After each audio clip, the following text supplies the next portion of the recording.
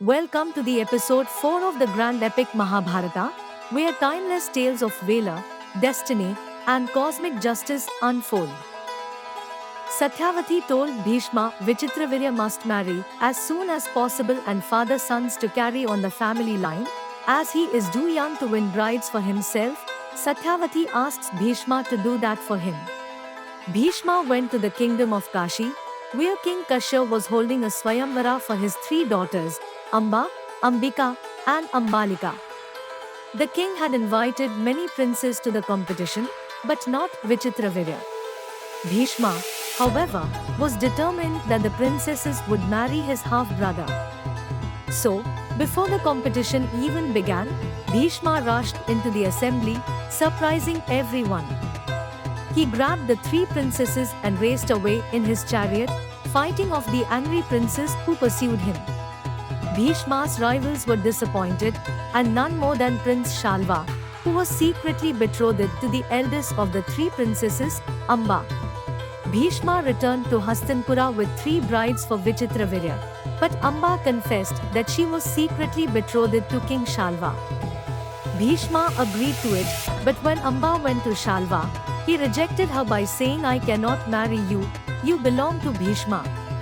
Then, when Amba returned to Hastinapura, Bhishma also rejected her and mentioned he cannot let Vichitravirya marry Amba now. Then Amba insisted Bhishma to marry her, but Bhishma replied, "I cannot." Without home or husband, Amba blamed Bhishma for her fate. "Someday, somewhere, I will be the cause of Bhishma's death," she vowed. Amba then sought an avenger who would fight Bhishma, but the Kshatriya warriors were all afraid of him, and no one would help her. Then Amba went to Parshuram, the Brahman warrior who had been Bhishma's teacher.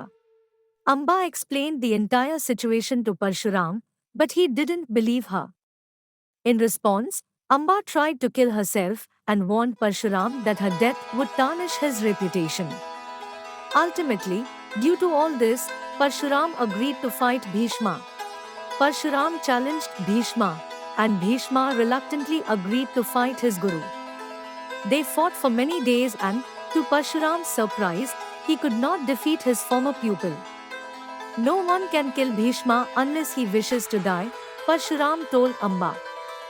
"There is no way to defeat him." She prayed to the gods to avenge her humiliation. She stood on one foot on top of a high mountain, through hot and cold, in sun and snow, not eating and not drinking until the gods answered her. Years passed. Finally Shiva appeared. "You will bring about Bhishma's death, but not in this lifetime," he said. "You must wait for your next lifetime." But Amba didn't wait. She built a funeral pyre and threw herself into the flames. She was reborn as Shikhandini, the daughter, and later the son, of King Drupada. About this character we will discuss in future episodes.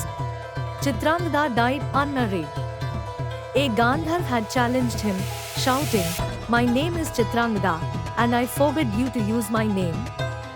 "No." The king retorted, "I am Chitrangada forever." Then they fought fiercely for days, weeks, months, years.